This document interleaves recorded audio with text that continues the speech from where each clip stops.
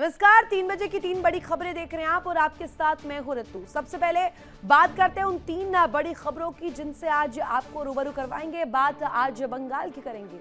बंगाल जो इस वक्त सुलग रहा है, बंगाल की तस्वीर सियासी तौर पर दरअसल सुलगती हुई नजर आ रही है। पश्चिम बंगाल के सोनारपुर में हालात बेकाबू बताए जा रहे हैं। सड़कें रणभूमि में तब्दील दिखाई दे रही है और राजनीतिक टकराव ने अचानक ऐसे संग्राम का रूप ले लिया है जिसने पूरे इलाके को हिलाकर रख दिया है। दूसरी तरफ बात है दूसरी खबर की जो कि बेहद महत्वपूर्ण है, सीधे लॉ एंड ऑर्डर से जुड़ा हुआ है। सूर्य हत्याकांड मामले में पुलिस ने मुख्य आरोपी असद को एनकाउंटर में ढेर कर दिया है। और अब बात उस खबर की भी जिसका इंतजार सिर्फ देश ही नहीं पूरी दुनिया और सभी क्रिकेट प्रेमी भी कर रहे हैं। आज इंडियन प्रीमियर लीग यानी कि आईपीएल 2026 का फाइनल मुकाबला खेला जाना है, जहां आमने सामने 2 दिग्गज टीमें होने वाली है। गुजरात टाइटंस और आरसीबी अहमदाबाद के नरेंद्र मोदी स्टेडियम में आज आमने सामने होंगे। एक बार फिर से इतिहास रचने की तैयारी में एक तरफ गुजरात टाइटंस की मजबूत रणनीति और घरेलू मैदान का फायदा, दूसरी तरफ आरसीबी की वो टीम जो पहली ट्रॉफी के सपने को हकीकत में बदलने के लिए मैदान में उतरी थी पिछली दफा, जो कमाल किया था। अब इसी को लेकर के क्या तस्वीर रहती है। आरसीबी करोड़ों दिलों की धड़कनें तेज हैं और हर गेंद के साथ कहानी बदलने वाली जो तस्वीर है वो भी दिखाई देगी। तो एक तरफ सियासी तूफान, दूसरी तरफ सुरक्षा से जुड़ी खबर और तीसरी तरफ क्रिकेट का महा फाइनल। आज का दिन जो है वो बेहद अहम रहने वाला है। आज का दिन इन्हीं खबरों के लिहाज से बेहद महत्वपूर्ण और बेहद भारी और निर्णायक बन चुका है। बात करेंगे इन तीनों ही बड़ी खबरों पर।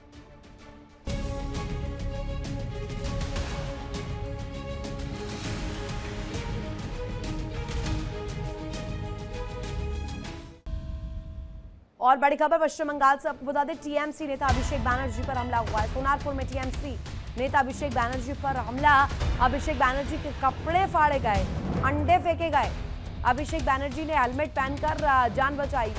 मेरी हत्या की कोशिश की गई, अभिषेक बैनर्जी की तरफ से पक्ष रखा गया। अभिषेक बैनर्जी के खिलाफ नारे भी लगाए गए, जमकर विरोध किया गया। बंगाल पुलिस ने 5 लोगों को इसके बाद अरेस्ट भी किया है। टीएमसी जो कि इस पूरी चुनाव में बड़े तस्वीरों के इर्द गिर्द रही, जिसमें सियासी जो भविष्य है उसको लेकर के भी बड़े सवाल खड़े हुए। तृणमूल कांग्रेस के महासचिव और सांसद अभिषेक बैनर्जी को शनिवार को पश्चिम बंगाल के दक्षिण 24 परगना जिले के सोनारपुर में भारी विरोध का सामना करना पड़ा। दोपहर को सीआईडी की ओर से पूछताछ के लिए नोटिस मिलने के बाद अभिषेक बैनर्जी अपने कोलकाता स्थित कालीघाट रोड आवास से सोनारपुर के लिए रवाना हुए थे। कथित तौर पर चुनाव के बाद हुई हिंसा के शिकार एक पार्टी कार्यकर्ता से मिलने पहुंचे थे। रास्ते में कमाल गाजी इलाके में कुछ महिलाओं ने उन्हें काले झंडे दिखाकर पहले विरोध किया। सोनारपुर पहुंचने पर विरोध और तेज हो गया। बड़ी संख्या में स्थानीय लोग इकट्ठा हुए, जिनमें महिलाएं भी शामिल थी। उनके खिलाफ नारेबाजी करने लगे, उनके ऊपर अंडे फेंके गए, पत्थर फेंके गए। इसका वीडियो सोशल मीडिया पर लगातार सुर्खियां बटोर रहा है। जो हैरान कर देने वाली तस्वीर है, एक वीडियो तो ऐसा है जिसमें एक शख्स ने अभिषेक बैनर्जी के चेहरे पर पत्थर फेंककर मारा। अगर वो हेलमेट ना पहने होते तो उनके साथ बहुत बड़ा बुरा हादसा जो है वो हो सकता था। ये तस्वीर हम दिखा रहे हैं यहाँ पर सीधे तौर पर देखने को जो हाई वोल्टेज ड्रामा जो नजर आया, जिसमें अभिषेक बैनर्जी पर यह हमला किया गया। एक बड़ी खबर और, अभिषेक बैनर्जी से मारपीट पर ममता बैनर्जी का बयान सामने आया। सुनियोजित साजिश से बताया, बीजेपी समर्थकों ने उन पर हमला किया है। यह ममता बैनर्जी बड़े आरोप लगा रही है। ममता बैनर्जी कह रही है कि प्लान्ड तरीके से ये किया गया, ये एक साजिशन कृत्य है। ये पूरा घटनाक्रम बीजेपी समर्थकों ने प्लान करवाया और इसी को लेकर के ममता बैनर्जी जो है अपना रुख रखते हुए नजर आई। ममता बैनर्जी ने बड़े आरोप बीजेपी पर मढ़े, बीजेपी पर लगाए और कोलकाता की गलियां इस वक्त रणनीतिक पैमाने पर भी और पूरी तरीके से गर्म दिखाई दे रही।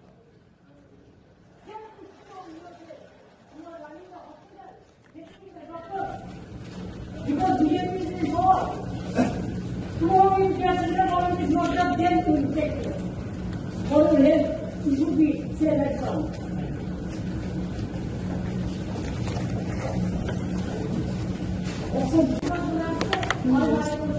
देखिए, बात ही है, अभिषेक बनर्जी को सोचना चाहिए कितना ज्यादा घृणा तृणमूल का नेता लोग और अभिषेक बनर्जी का ऊपर बंगाल का जनता का है। ऐसा हालत ही होगा। चीफ मिनिस्टर गए कोर्ट में, सारे लोग चोर चोर करके चिल्ला रहे हैं। आज भतीजे गए, उसका हालत यही है। आगे चल के तो हमको लगता है ये लोग किसी जगह में जाने का लायक ही नहीं रहेगा। आज बंगाल में ऐसा हो रहा है, कल देश का और जिस प्रांत में जाएगा उसी प्रांत में जनता ऐसा करेगी। कारण जनता को इतना परेशानी, इतना कष्ट में इन लोगों ने डाला और जनता को ऐसे अवज्ञा किया। लोग, उसका आक्रोश कितना भयंकर है आप इसमें देखिए। इसीलिए जनता इन लोगों को हटा के भी उनका मन ठंडा नहीं हुआ। इन लोगों को देखने का बाद भी चोर चोर करके चिल्लाते हैं और चप्पल और बाकी जो कुछ फेंकते हैं। देखिए, बंगाल में जो तहजीब इन लोग के बनाए हैं, ये वो खुद तहजीब की शिकार बनते जा रहे हैं। ये पहले जो टीएमसी पार्टी करते थे गुंडागर्दी, वो आज बीजेपी पार्टी कर रहे हैं। बात तो एक ही है। जिन्होंने, आप कहते हैं ना, सपेरे सांप के हाथ में मौत होती है, ये टीएमसी पार्टी के पुराने जो गुंडागर्दी बंगाल में होते हुए हम देखे हैं, उसका ही दौर अभी बंद नहीं हुई, चल रहे हैं। मैं कह रहा हूं कि सारी चीज बंद होना चाहिए।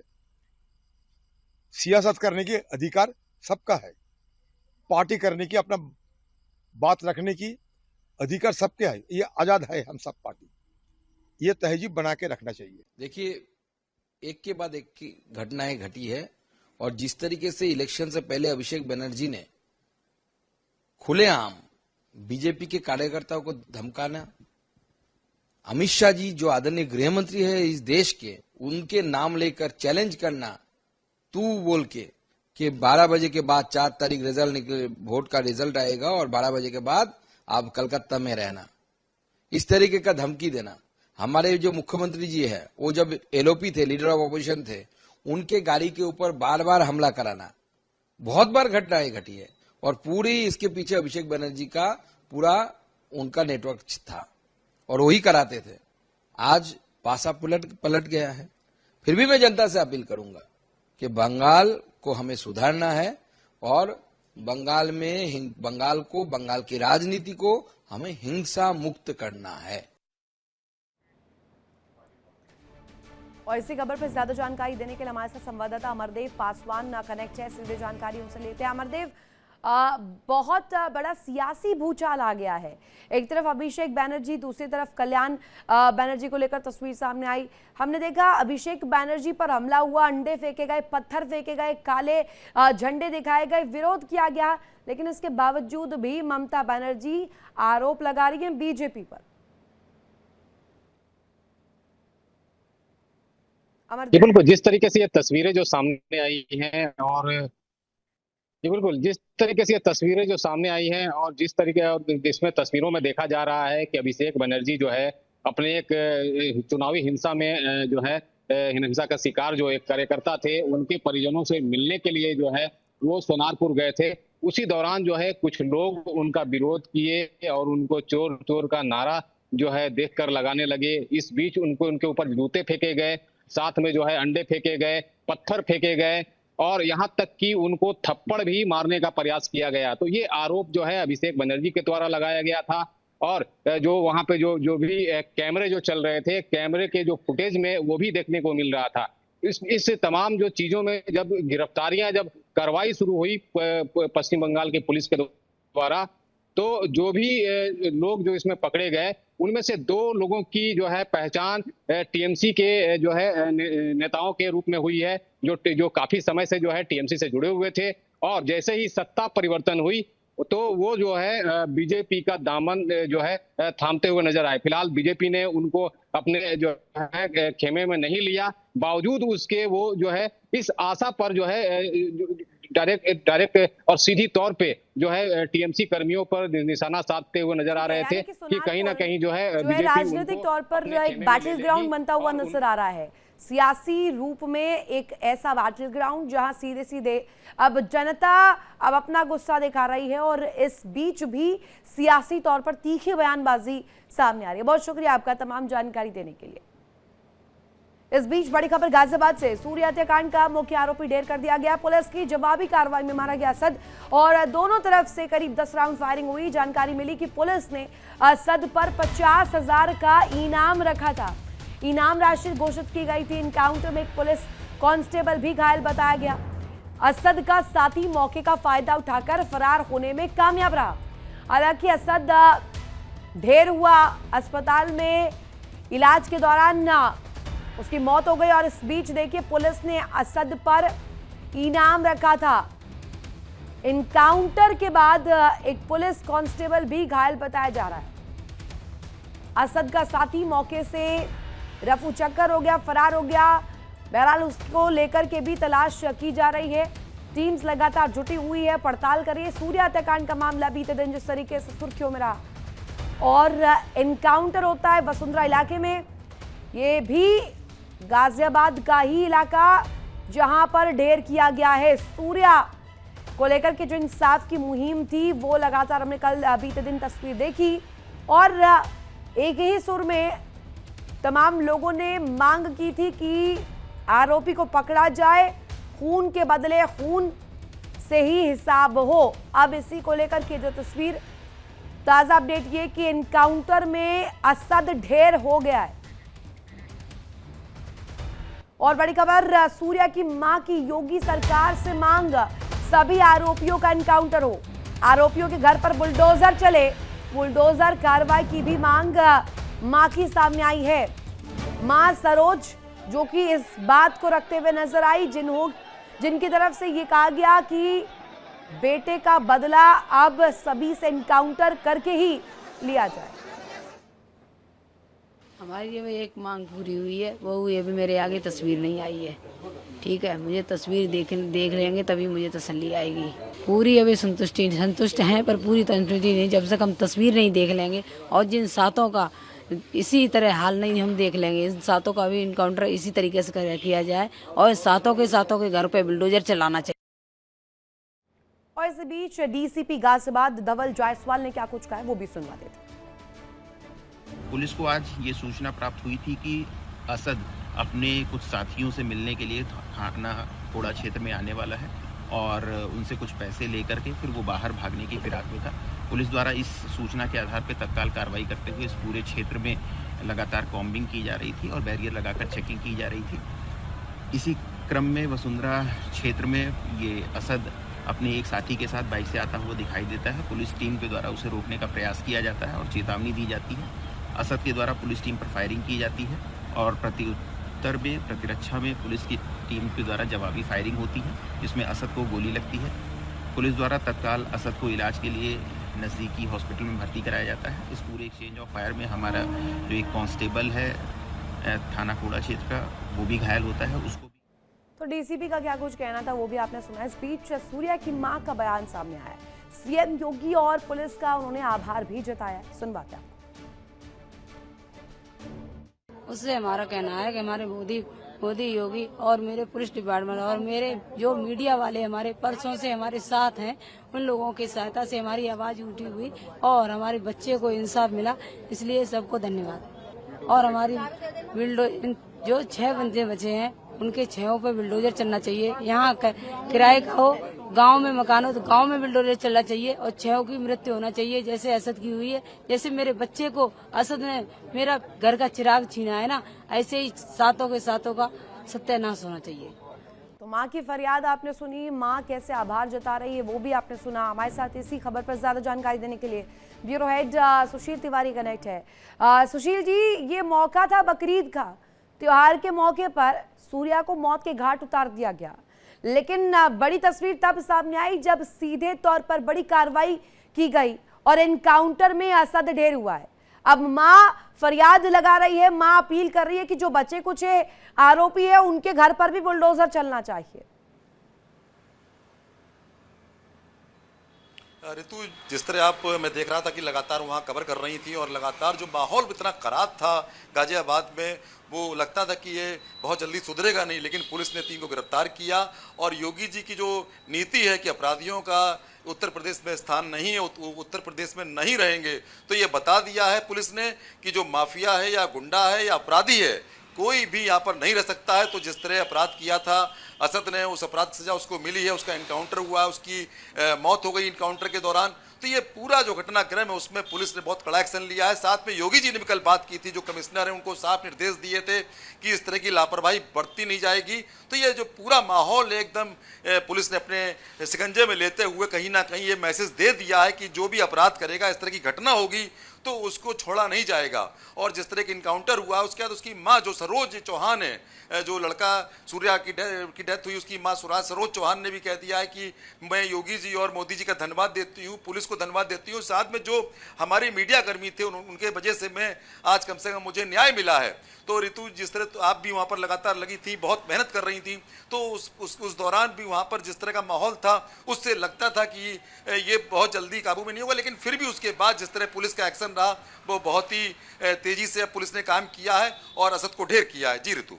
निश्चित रूप में सुशील जी, और ये कहीं ना कहीं एक मुहिम बन चुकी थी, एक मुहिम, एक इंसाफ की मांग जो कि अब असर लाई है, रंग लाई है, और वो माँ जो कि कल बिलख रही थी उसको भी इंसाफ मिला है। बहुत शुक्रिया आपका तमाम जानकारी साझा करने के लिए। इस बीच एक बड़ी खबर, आईपीएल का फाइनल मैच आज है। आरसीबी बनाम गुजरात टाइटंस का ये महामुकाबला अहमदाबाद के नरेंद्र मोदी स्टेडियम में ये मैच खेला जाएगा, निर्णायक मुकाबला, और इसी को लेकर आज इतिहास बनने जाएगा जब गुजरात की टीम बेंगलोर की टीम एक साथ आज इस महामुकाबले में उतरने जाएगी आमने सामने।